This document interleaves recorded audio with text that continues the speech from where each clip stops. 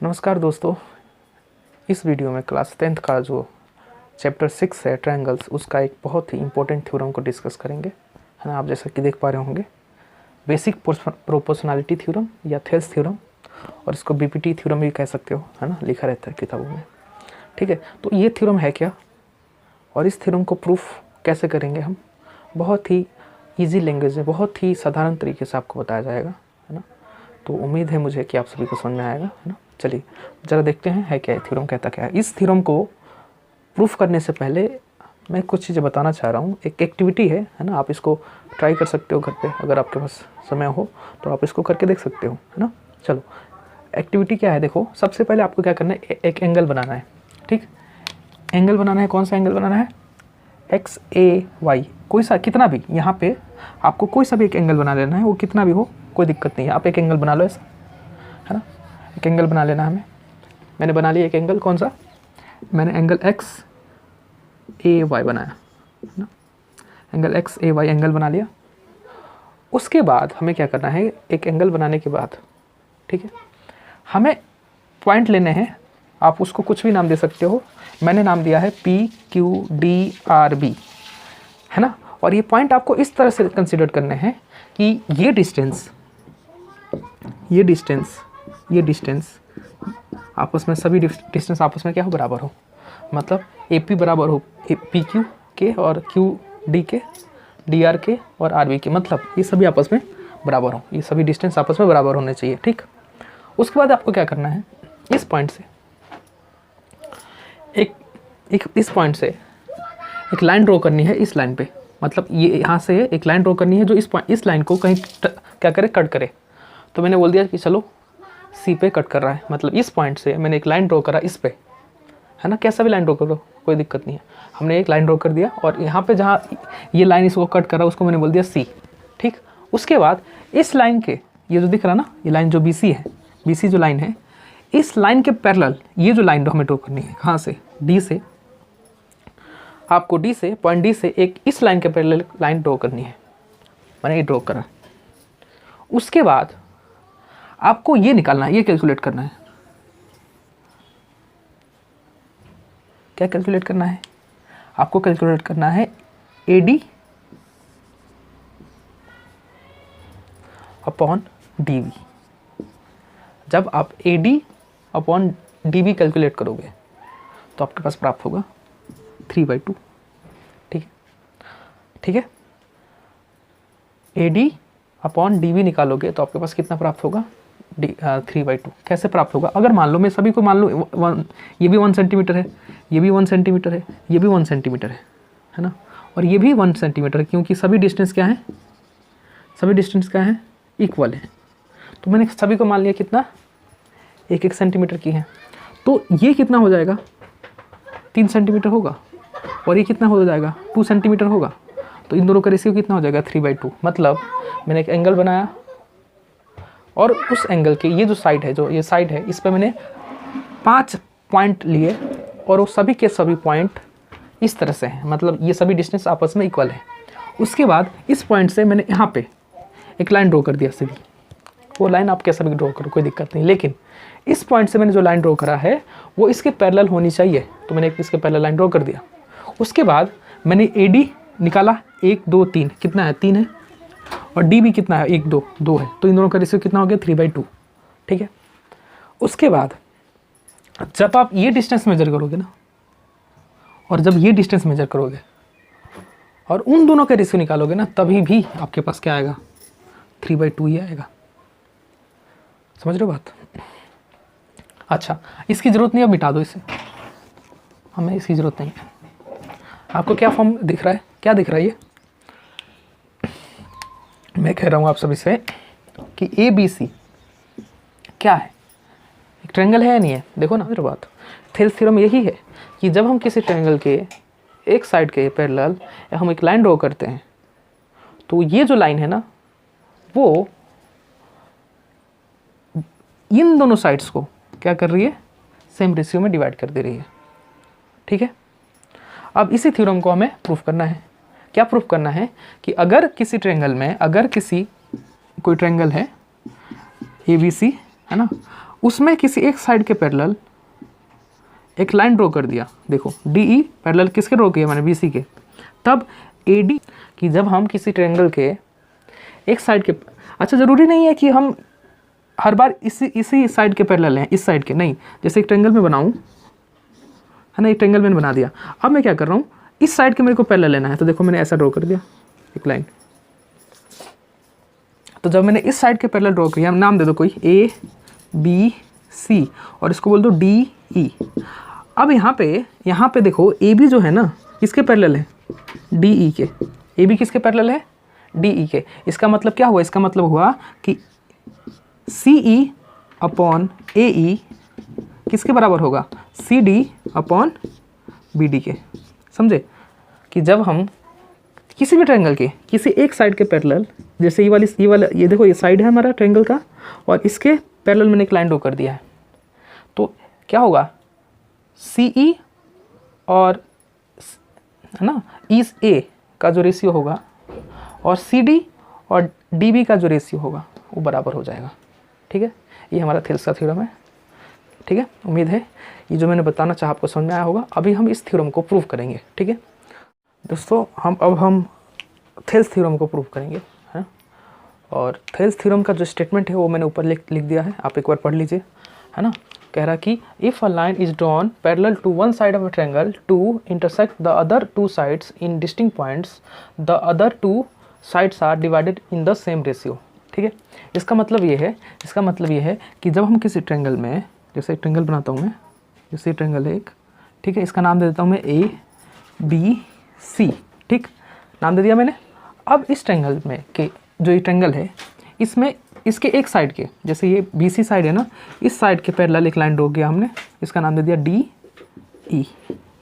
तो जब हम किसी है ना, if a line is drawn to one side of a triangle to intersect other two side at distinct point. अरे भाई कि जब हम किसी ट्रायंगल में एक साइड के, एक भुजा के समांतर एक दूसरी लाइन ड्रॉ करते हैं और वो लाइन जो बाकी दो साइड्स हैं, मतलब ये हो गया इसके पैरेलल हो गया है ना, ये डी ई इसके पैरेलल हो गया।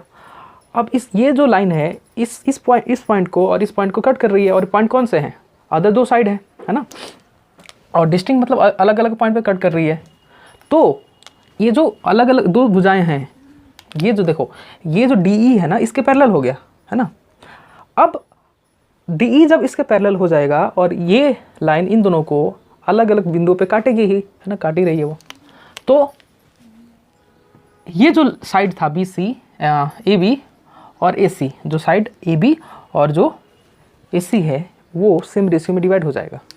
हमें प्रूफ क्या करना है, हमें प्रूफ क्या करना है कि A D upon D B किसके इक्वल है, ए ई अपॉन ई सी के इक्वल है। समझ रहे हो बात, ये जो स्टेटमेंट है ना यही थेल्स थ्योरम है भाई, है ना, ये जो स्टेटमेंट दिख रहे हो ना यही थेल्स थ्योरम है। और आप अगर कि भाई थेल्स थ्योरम क्या है कि जब हम किसी ट्रायंगल में एक साइड के पैरेलल हमें कोई लाइन ड्रॉ करते हैं तो बाकी दो साइड इक्वल रेशियो में इस तरह से, मतलब इसका और इसका अनुपात और इसका अनुपात क्या होगा, बराबर होगा। और यही आपका थेल्स थ्योरम है और हमें यही प्रूफ करना है, ये जो लिखा हुआ है। ठीक है, चलो इसको प्रूफ करने के लिए हम तीन चीज़ें समझेंगे। अगर आप उन तीनों चीज़ों को आप समझ गए तो थेल्स थ्योरम में कहीं भी दिक्कत नहीं आएगी। पहली चीज़ ये है कि आपको पता होना चाहिए कि एरिया ऑफ ट्रायंगल कैसे निकाला जाता है। एरिया ऑफ ट्रायंगल कैसे निकाला जाता है, तो आपको पता होना चाहिए कि एरिया ऑफ ट्रायंगल जो होता है 1/2 बेस इंटू हाइट होता है, बेस इंटू हाइट। ठीक, अब बात समझो, जैसे एक ट्रायंगल है, ठीक है, तो ये परपेंडिकुलर लाइन ड्रॉ करा और ये 90 डिग्री इस पे बना रहा है। तो जो 90 डिग्री बना रहा है, कौन 90 डिग्री बना रहा है, ये बना रहा, तो इसको हम बोलेंगे हाइट। ठीक है, और जिस पे 90 डिग्री बन रहा, जिस पे परपेंडिकुलर वो लाइन है, जिस पे 90 डिग्री बन रहा है, किस पे बन रहा है, इस पे, तो ये हमारा बेस है। ये बात समझ लो। हाइट जरूरी नहीं अंदर हो, बाहर भी हो सकता है। अगर जैसे मान लो सपोज करो ये कोई ट्रायंगल है ना, ये ट्रायंगल है, तो इसकी जो हाइट अगर इधर जैसे मान लो ये, इसको मिटाने दो मुझे पहले, रुको। मैं क्या बताना चाह रहा हूँ आप सभी को, मैं बताना चाह रहा हूँ कि जैसे एक ट्रायंगल है ना, तो इसकी हाइट हम कह रहे हैं एक बार अंदर है। इसकी हाइट अगर मान लो कि ये यहाँ 90 डिग्री बन रहा है, सपोज करो यहाँ 90 डिग्री बन रहा है, हालांकि लग नहीं रहा होगा आपको बनने, लेकिन मान लो कि ये 90 डिग्री बन रहा है ना, मान लो ये 90 डिग्री बन रहा है, तो ये हाइट कहलाएगा। मैं ये कहना चाह रहा हूँ, मैं ये बताना चाह रहा हूँ कि अगर जो 90 डिग्री बना रहा है वो हाइट कहलाएगा, और जिस पे 90 डिग्री बन रहा है वो बेस कहलाएगा। और ये हाइट ट्रायंगल के बाहर भी हो सकता है, जैसे यहाँ होगा।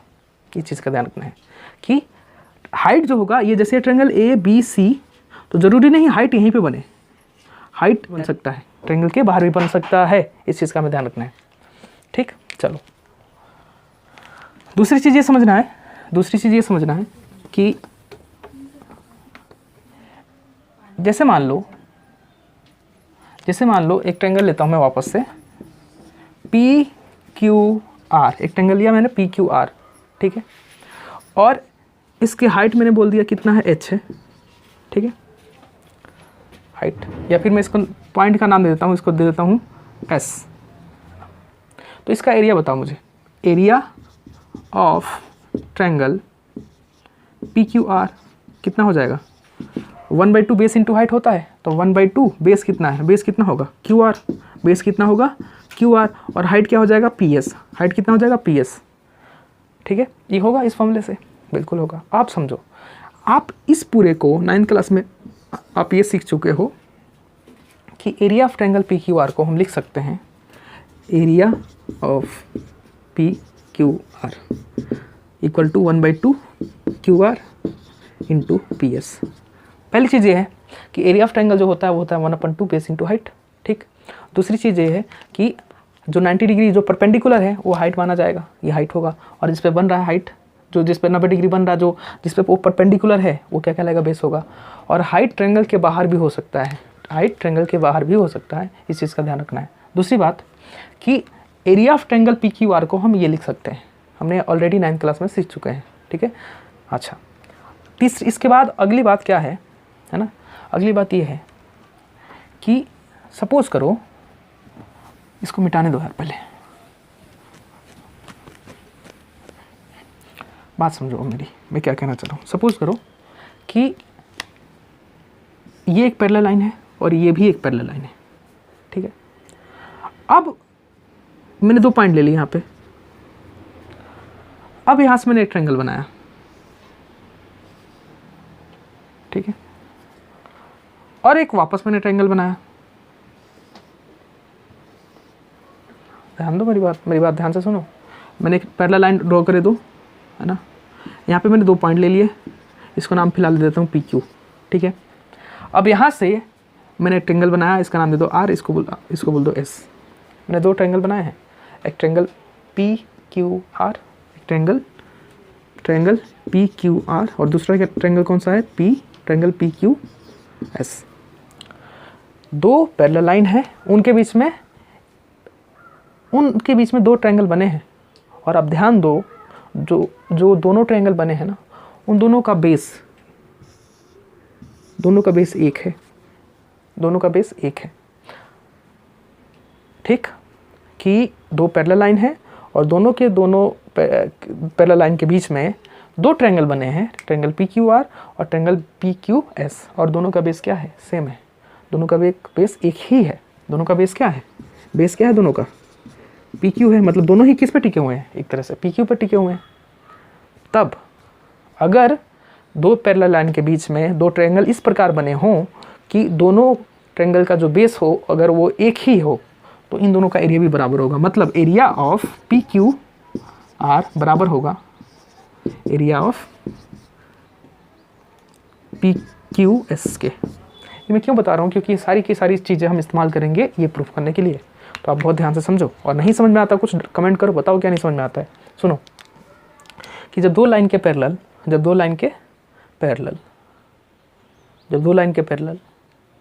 एक ट्रायंगल हम बनाए, एक नहीं 2 ट्रायंगल बनाए जिसका बेस क्या हो, एक हो, जिसका बेस एक ही हो, सेम बेस हो उनका, तब दोनों का एरिया क्या होगा, बराबर होगा। ठीक है, हमने क्या क्या सीखा अभी, हमने सीखा पहली बात क्या सीखी कि एरिया ऑफ ट्रायंगल जो होता है 1/2 बेस इंटू हाइट्स, आपको पता भी होगा लगभग सभी बच्चों को।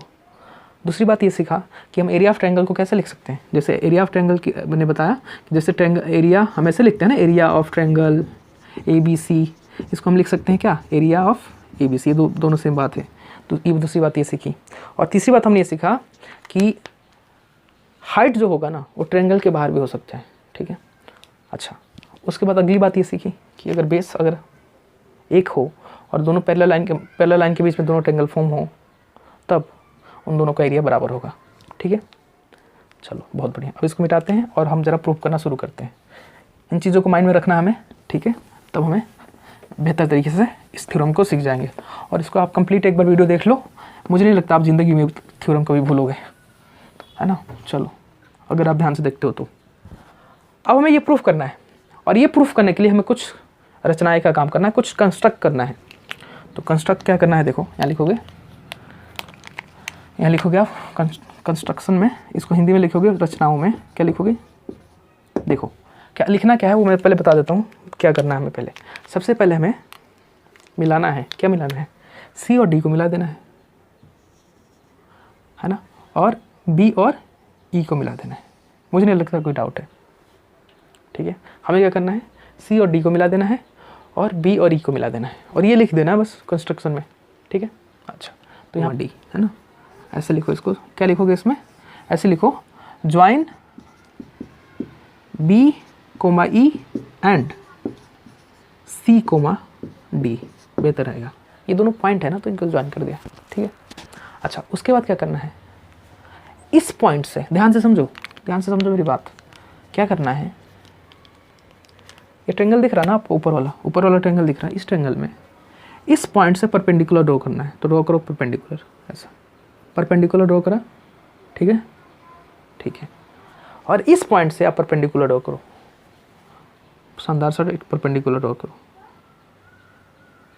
ठीक है, इसका कुछ नाम दे दो, इसको M और N नाम दे दो, क्योंकि आपकी NCERT जो बुक है उन्होंने भी इसको यही नाम दिया है। तो मैं आप जब इसको देखो और करो, और जब NCERT की बुक खोलो आप तो देखो, तो ज़्यादा दिक्कत ना हो पॉइंट्स का, इसलिए मैंने पॉइंट सेम लिए हैं। तो इस चीज़ का ध्यान रखो। ठीक है, चलो हमने क्या क्या करा कंस्ट्रक्शन में, हमने B और E को मिला दिया और C और D को मिला दिया। ठीक, उसके बाद E पॉइंट से परपेंडिकुलर ड्रॉ करा हमने किस पे, इस पूरी लाइन पे या इस पे, एक ही बात है ना।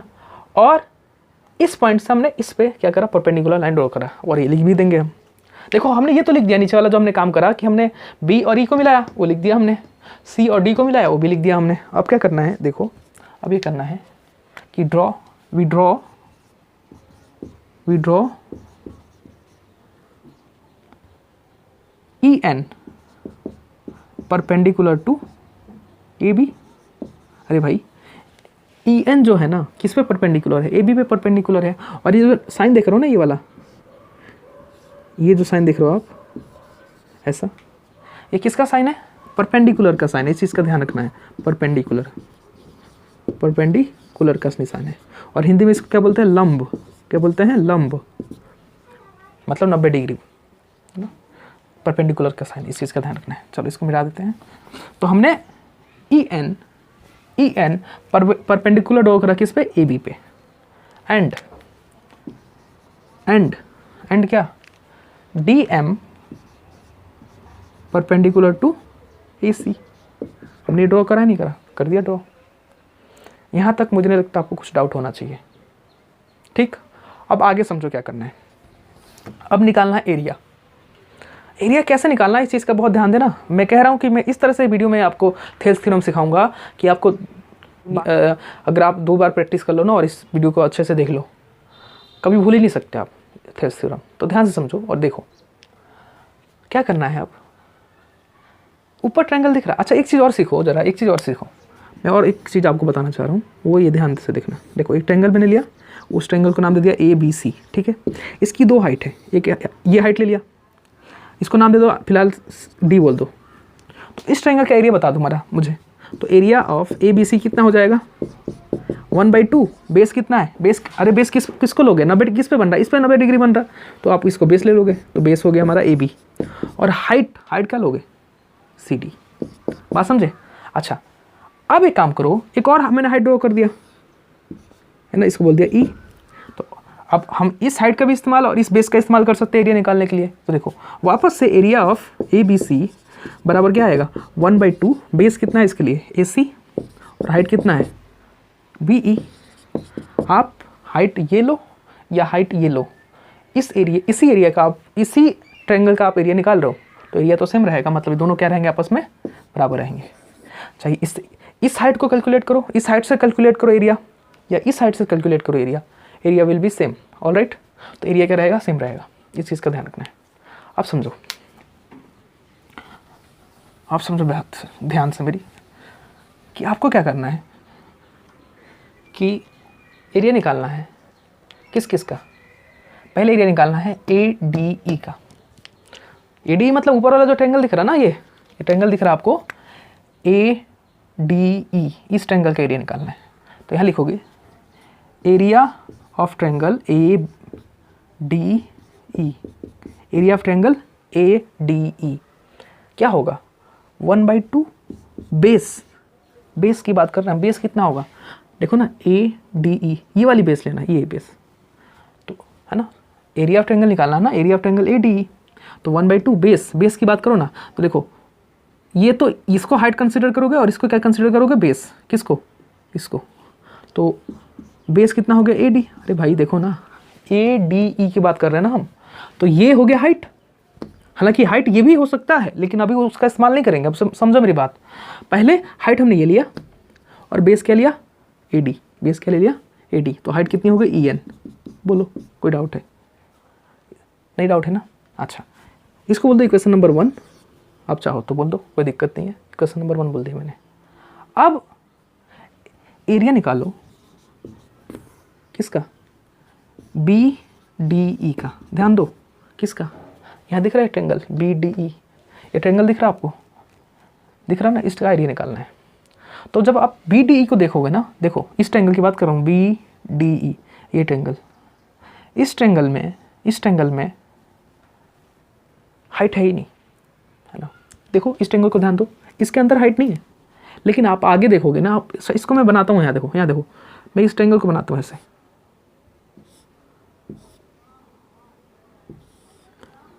ध्यान देना, ये है देखो, ये पॉइंट ये है, ये पॉइंट ये है और ये पॉइंट ये है, ये तो है BDE, है कि नहीं है।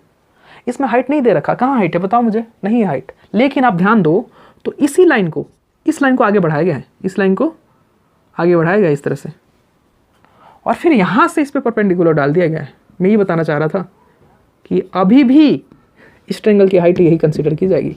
ध्यान दो कि इस BD को आगे बढ़ाया गया है A तक, और फिर इस पॉइंट से, किस पॉइंट से, E पॉइंट से इस पे परपेंडिकुलर ड्रॉ किया गया है, तो यहाँ पे हाइट क्या कंसिडर किया जाएगा EN, और बेस हमारा यही रहेगा BD ही रहेगा। समझ रहे हो बात या नहीं समझ रहे हो, या DB ही रहेगा, सेम चीज़ है।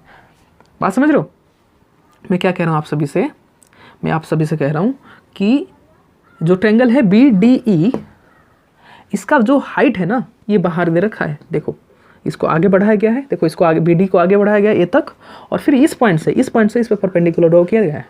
तो एरिया ऑफ ट्रायंगल BDE क्या हो जाएगा 1/2।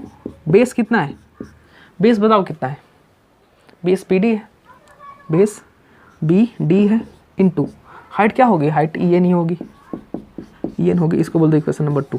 समझे। अच्छा हमने क्या करा, एक बार 2 एरिया निकाला, हाइट क्या कंसिडर करा EN को। अब वापस से क्या करना है, समझो बात, वापस से इस ट्रायंगल का एरिया निकालना है, किसका, इस ऊपर वाले ट्रायंगल का, लेकिन इस बार हाइट क्या लेना है DM लेना है। और मैंने आपको ऑलरेडी बता चुका हूँ कि किसी एक ट्रायंगल का एरिया निकालो और हाइट कोई भी लो, उस ट्रायंगल का एरिया उन दोनों सभी का सेम ही आएगा, क्योंकि आप उसी ट्रायंगल का एरिया निकाल रहे हो ना। मतलब आपने हाइट देखो, यहाँ पे आपने हाइट क्या लिया EN लिया, और बेस क्या लिया AD, और एरिया हमारे पास ही आया। अब हम क्या कर रहे हैं, वापस से एरिया निकाल रहे हैं, किसका एरिया निकाल रहे हैं AED। अरे भैया ए ई देखो ना, ए ई डी या जो मर्जी बोल दो, है ना, वापस वही बोल दो, कोई दिक्कत ही नहीं है। क्या बोल दो, ए डी ई बोल दो, एरिया ऑफ ए डी ई, इसी ट्रायंगल का एरिया निकाल रहे वापस।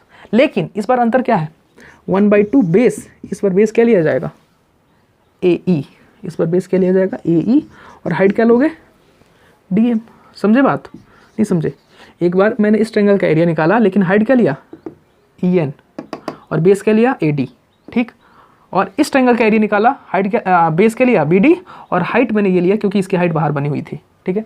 अब वापस से इस ट्रायंगल का एरिया निकाल रहा हूँ, लेकिन इस बार हाइट क्या ले रहा हूँ, डी एम, ठीक है। अब दोबारा से इसको बोल सकते हो सब इक्वेशन 3।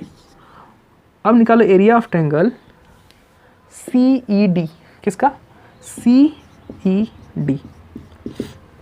अब समझो मैं इसको वापस बनाना चाह रहा हूँ आप सभी के लिए, इस ट्रायंगल को, किस ट्रायंगल को, सी ई डी।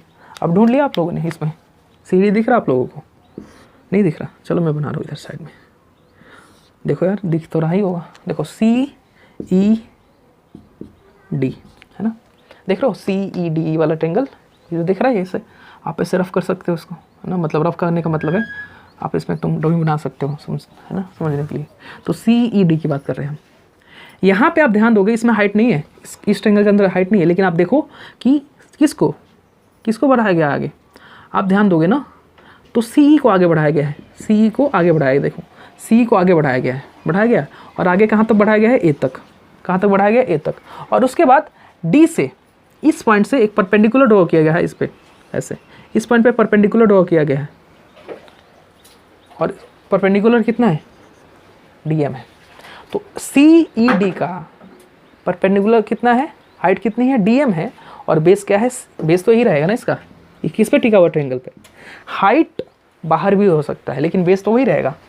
तो देखो ये जो ट्रायंगल था, ये जो ट्रायंगल है, इसकी हाइट बाहर है लेकिन बेस आप यही कंसीडर करोगे, क्योंकि ये ट्रायंगल इस पे टिका हुआ है, इस पे थोड़ी टिका हुआ है, इससे क्या मतलब, हाइट बाहर हो सकती है, उसमें कोई दिक्कत नहीं है। तो area of C E D क्या हो जाएगा, बेस 1/2, बेस कितना होगा, सी ई, बेस कितना होगा, सी ई, और हाइट क्या बोलोगे, हाइट क्या बोलोगे, डी एम, हाइट क्या बोलोगे, डी एम। समझे बात को? अब क्या करना है, देखो इन दोनों का हाइट सेम है, तो ऊपर वाले से इसको भाग कर देना है, मतलब ऊपर वाले को नीचे वाले से भाग कर देना है। जिन देखो इसका हाइट सेम है, इसका हाइट सेम है, तो आप ऊपर वाला है ना, ये ऊपर वाला है, तो ऊपर वाले को नीचे वाले से भाग कर देना है। इन दोनों का हाइट सेम है, तो और ये ऊपर वाला है, तो ऊपर वाले को नीचे वाले ट्रायंगल से डिवाइड कर देना है। देखो क्या करना है आगे, मैं समझाता हूँ आप सभी को। देखो अगर आप नीचे देख पाओ तो मैं लिखूँ, नीचे नहीं देख पाओगे, इधर लिखते हैं, है ना, यहाँ लिखते हैं। अच्छा मैं यहाँ क्या लिखूँगा, ध्यान से समझना, यहाँ ध्यान से समझना। अच्छा एक चीज़ और बता देता हूँ, इससे पहले ये मैं लिखना चाह रहा हूँ, उससे पहले एक चीज़ बताता हूँ। मैं क्या बताता हूँ कि देखो ये जो ट्रायंगल है, ये जो ट्रायंगल का जो एरिया निकाला हमने, और ये जो एरिया निकाला, आप ध्यान दो, ये पैरेलल लाइन है, बी सी और डी ई, ये गिवन है, आप लिख सकते हो, ये ऊपर आप लिख सकते हो, हमें गिवन है ये, है ना, क्वेश्चन में पढ़ोगे ना, गिवन है, हमें क्या गिवन है कि बी सी जो है ना वो पैरेलल है किसके, डी ई के पैरेलल है, बी सी डी ई के पैरेलल है। तो अगर ये साइड इसके पैरेलल है, और आप ध्यान दो कि ये ट्रायंगल, कौन सा ट्रायंगल, बी डी ई और सी ई डी दोनों ही एक ही बेस पे बने हैं, इस पे बने हुए हैं, तो इन दोनों का एरिया बराबर नहीं होगा, है ना। ये लिखोगे area of B D E, area of triangle B D E equal to area of triangle C E D, ये इक्वल होगा। क्यों इक्वल होगा, इक्वल इसीलिए होगा, यहाँ पे लिख सकते हो बिकॉज बोथ द ट्रायंगल्स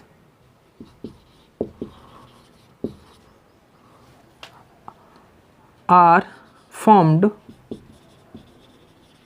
अच्छा यहाँ लिख देता हूँ मैं स्टेटमेंट, ठीक है ना, आगे वाले यहाँ पे यहाँ लिख सकते हो, यहाँ क्या लिखोगे, because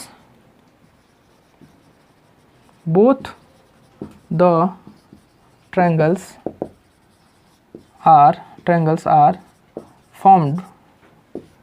formed between two parallel sides having same base. ठीक है, मैंने इस ट्रायंगल का और इस ट्रायंगल का मतलब area of triangle B D E और area of triangle C E D को मैंने बराबर इसीलिए लिखा क्योंकि दोनों पैरेलल लाइन के बीच में स्थित है और दोनों का बेस एक ही है। और मैंने बहुत अच्छे से आपको इसको प्रूव करने के से पहले समझाया था। ठीक है, प्रूव करने थेल्स थ्योरम प्रूव करने से पहले समझाया था हमने। इसको बोल दिया और इसको बोल दिया इक्वेशन नंबर 5। इसको क्या बोल दो, इक्वेशन नंबर 5। अब देखो यहाँ क्या क्या लिखोगे, अब सुनो मेरी बात, लिखोगे कि फ्रॉम इक्वेशन 1 and 2 ये भी लिख सकते हो, डिवाइडिंग इक्वेशन 1/2 है ना, तो लिख सकते हो, कोई दिक्कत नहीं है। लिख लो डिवाइडिंग इक्वेशन 1 बाय इक्वेशन 2।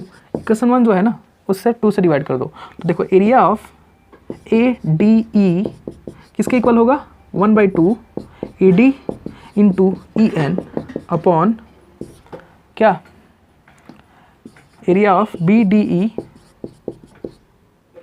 है ना, 1/2 B D into E N. ध्यान से समझो मैं बस समझा रहा हूँ तुम्हें। देखो इसको इस पूरे को इस पूरे से डिवाइड करना है, तो इक्वल टू के जो इधर है उसको इधर वाले से डिवाइड कर दिया और इक्वल टू के जो इधर है उसको इधर वाले से डिवाइड कर दिया। तो ध्यान दो ई एन से ई एन कैंसिल आउट और 1/2 से 1/2 कैंसिल आउट, तो कितना आ गया, A D upon B D. इसको बोलो इक्वेशन नंबर 6। कोई दिक्कत नहीं 1 2 3 4 5 6 बोलने में, क्या दिक्कत है ना। तो हमारे similarly dividing equation 3 by equation 4। Equation 3 को किससे डिवाइड कर दो, इक्वेशन 4 से। तो देखो area of A D E upon area of C E D, इधर वाले से डिवाइड होगा और इधर वाले से डिवाइड होगा। तो देखो 1/2 into A E into D M upon 1/2 into C E into D M. तो देखो डी एम से डी एम कट गया, 1/2 से 1/2 कट गया, तो कितना आ गया, ए ई अपॉन सी ई। इसको बोल दो इक्वेशन नंबर 6 यानी इक्वेशन नंबर 7। ठीक, हमारे पास आ गया इक्वेशन नंबर 7। कोई दिक्कत नहीं होना चाहिए आप सभी को, है ना यहाँ तक। अच्छा, अब ध्यान दो ये जो है area of triangle A D E और area of triangle B D E, देखो ये एरिया तो बराबर होगा ही होगा, इसमें कोई डाउट ही नहीं है। मतलब area of triangle A D E, area of triangle A D E और वापस से area of triangle A D ई तो बराबर होगा, ये भी तो बराबर होगा।